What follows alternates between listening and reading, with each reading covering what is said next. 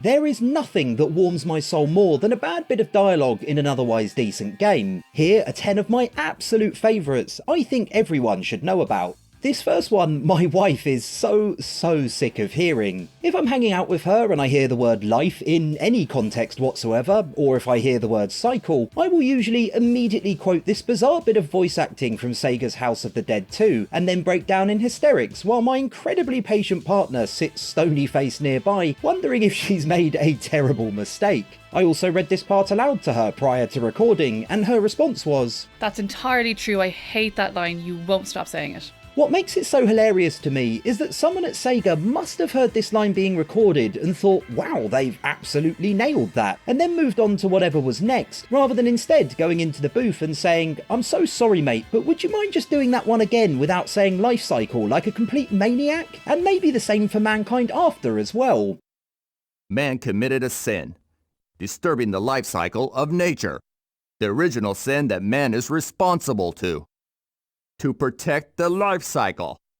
I have made a creature to rule over mankind.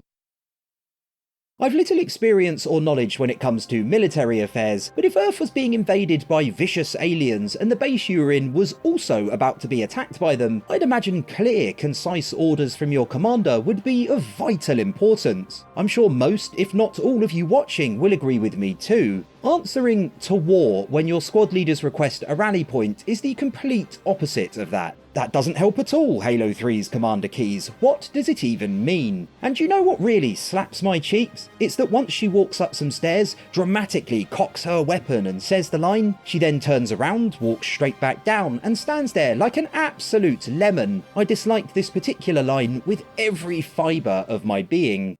Ma'am, squad leaders are requesting a rally point. Where should they go?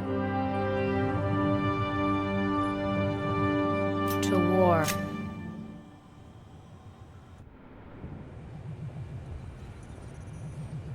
We just lost the perimeter cameras. Motion trackers? They're down or we're not receiving, can't tell. A common misconception regarding the original Resident Evil's dialogue is that because voice acting wasn't commonplace back in 1996, a lot of gamers didn't realise how dreadful it was at the time. Let me tell you, I was only 8 or 9 years old when I first played the game, and even teeny tiny Ben, with basically no frame of reference whatsoever, recognised that nearly every single line of dialogue was seemingly recorded by actors reading their lines for the very first time. There are so many horrific examples to choose from. The Master of Unlocking, "It's me, Chris, is that you, Rebecca? Ouch." But Barry's quip after he rescues Jill from a collapsing ceiling was always going to be the winner. Oh, Barry! That was too close. You were almost a Jill sandwich. You're right. Barry, thanks for saving my life. But Barry, didn't you say you're going back to the dining room to do some research? Why on earth are you here?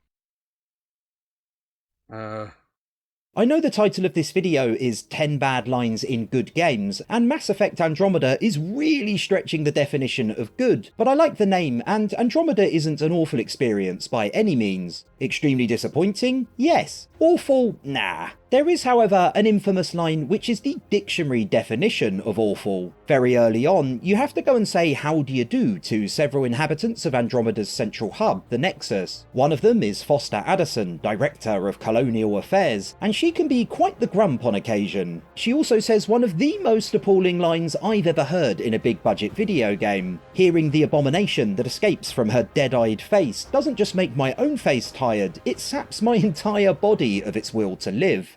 All right, what happened? To who? To whom? And your goddamn father. Sorry, my face is tired from dealing with everything. And right now, I just want to know what happened with Alec.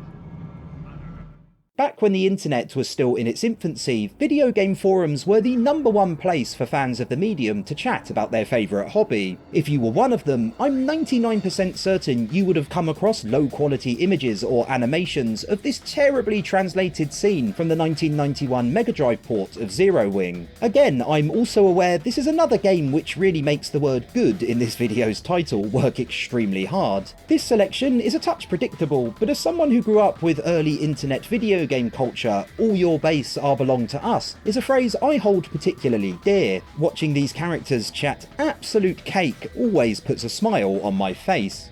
After saving Devil May Cry's hero Dante from certain death, love interest Trish is left dead as a dodo. As much as I love the game, it's an absolute classic gameplay-wise. I'll be the first to admit that its story hasn't aged altogether brilliantly. At times it's edgy in just the right way, and even today I love these cinematics where Capcom does manage to successfully toe the line between cool and corny. On the other hand, sometimes Capcom accidentally trips on the line and lands slap bang in the middle of the easier side of things. Dante's overly dramatic wail while his voice cracks is a terrific example.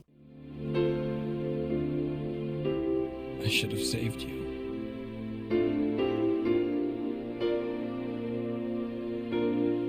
I should have been the one to fill your dark soul with light! Ground Zeroes, the previewy, demo-y thing you could play prior to the launch of Metal Gear Solid 5 The Phantom Pain, was the doggies Whatsits, taking place across a US black site in Cuba where some pretty bad stuff had clearly been going down. It's dark, moody and atmospheric, and hand on heart, I actually enjoyed it more than the full-fat Metal Gear game which followed. Its ending is tremendous too. Following the successful extraction of 2 prisoners of war, Big Boss returns home to Mother Base where a UN inspection should have been underway. Instead, the stronghold is under attack, with ally Kazuhira Miller revealing it was all a ruse before uttering one of the cheesiest lines I've ever heard. It does not fit at all with the seriousness of the situation unfolding around them. The inspection was nothing but a smokescreen. I heard explosions, then... They played us like a damn fiddle!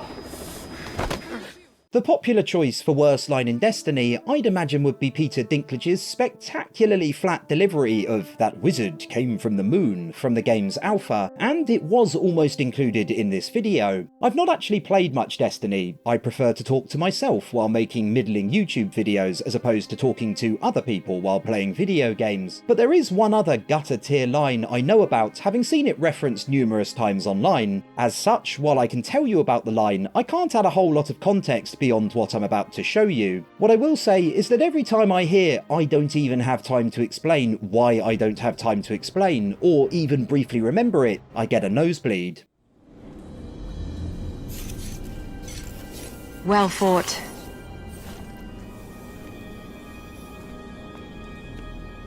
We haven't got much time.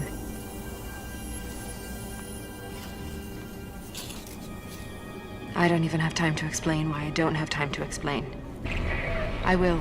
I know. I really like eating chocolate gateaux. I've eaten 3 in one day, don't you know? But that doesn't make me a baker. I love talking about video games too, but that doesn't make me a video game developer. That is not the energy protagonist Frank West brings to Dead Rising. When asked if he knows how to handle a weapon, he gives 2 responses. The first is kinda, which alone is concerning, and the second is "I've covered wars, you know." Yes, Frank, you have, but as a photographer. It's bananas logic that makes no sense, and the line has quite rightly been mocked mercilessly for the last 17 years or so. Come on, I'm the reason you just got hurt. Let me help. No, I can't let a civilian do that. That's against regulations. Yeah, well, I don't think they had zombie-infested malls in mind when they wrote those regulations, kid. You know how to use this? Kinda. I've covered wars, you know.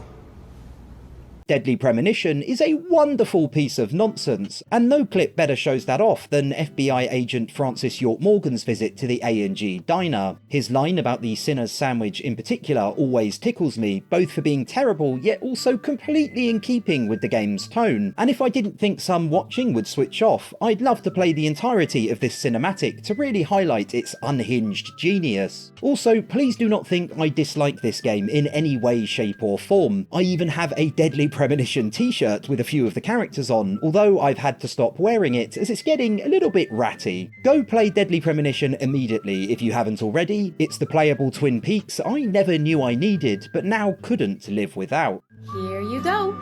The usual. 1 turkey, strawberry jam, and cereal sandwich. Sounds like the Sinner's Sandwich. Self-inflicted punishment to atone for past sins. He's setting an example. Mr. Francis York Morgan, you should try this wonderful lunch. It's more than a delicious, tasty crunch. So says Mr. Stewart. Thanks for watching the video, boys, girls, and questionable voice actors. If you had a terribly entertaining time, do consider liking, subscribing, and sharing your thoughts. And hopefully, I'll see you all again soon.